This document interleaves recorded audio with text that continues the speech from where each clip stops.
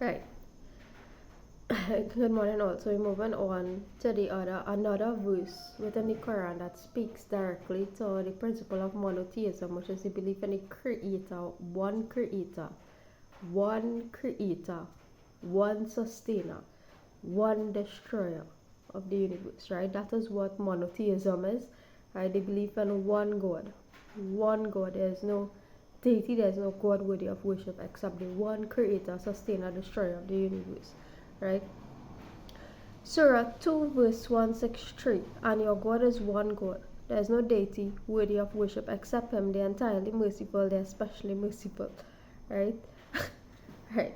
There is I repeat that. Surah 2 verse 163. And your God is one God. There is no deity worthy of worship except him, the entirely merciful, the especially merciful. Right? So again emphasizing that principle of monotheism, right? So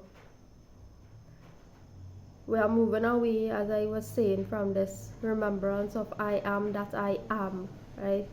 I'm moving to the remembrance of Allah, right? Moving to the remembrance of Allah, right? So I'll make the point again that there were many who died tragically, right? People died in revolutions, right? Meaning a cause for truth. People were killed, right? People were killed in the cause of striving for Allah, striving for truth, right? Revolutions, many were killed, right?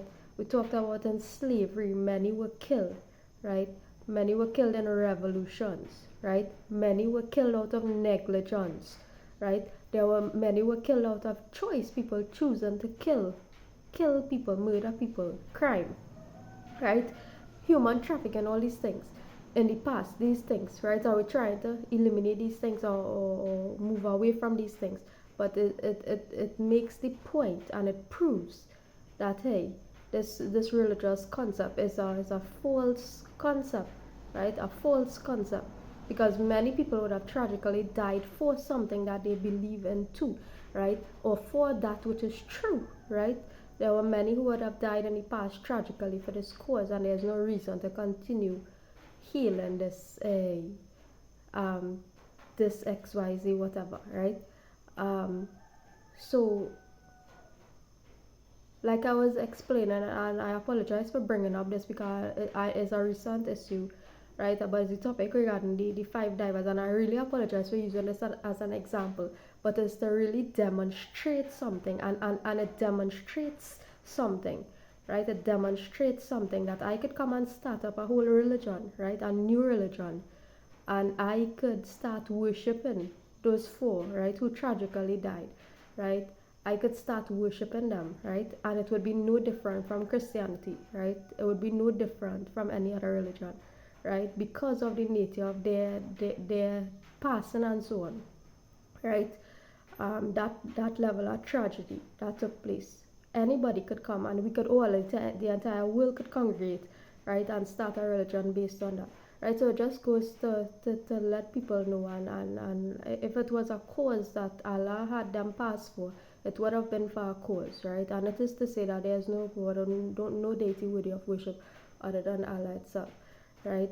Let us try to harmonize and to bring into alignment this beliefs, this knowledge. Now it's not even a belief, right? It's the direct knowledge or the direct understanding, right? That this is in fact the truth, and the Quran has a message of truth to convey to the world, and calling on Muslims throughout the world to rise up and to speak this word, right? And to even others from other faiths and so on, who have the direct knowledge, who have the knowledge, and it has been revealed to them and it has been conveyed to them, right? That there is no God, right, worthy of worship other than one true God, right?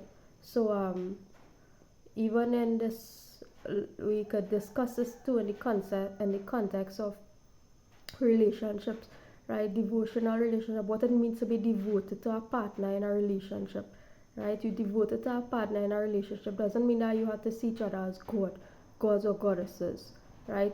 You see each other as two human beings who are committed to each other, devoted to each other, right? In the carrying out of your duty, your love, your activities, these things, right? It doesn't mean that you worship each other, right? Bow to each other, so on, right? It means that you commit to each other, you remain devoted to each other in the sense of commitment and not in the sense of worshiping each other as gods, right? Or divine beings or whatever, right? So that's just to put a closer cycle, right? So um, we're moving into this realization of what truth really is, right? So we'll pick up on this conversation tomorrow. Have a good day, everybody.